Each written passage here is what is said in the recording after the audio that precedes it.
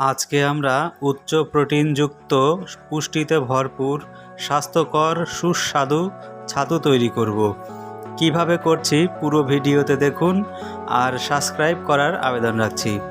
ছাতু তৈরি করতে আমরা ছোলা, যব, গম, চাল আর কুর্তি নিয়েছি। আর ভুট্টার ছাতু করা আছে, ওটা পরে ছাতুর সঙ্গে মিশিয়ে দেবো।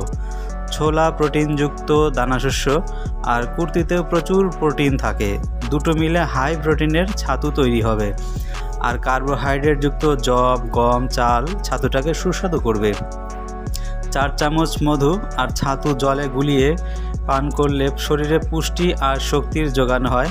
শরীরকে মেদমুক্ত রাখতে আর ওজন নিয়ন্ত্রণে রাখতে ছাতু ভীষণ কার্যকরী খাদ্য।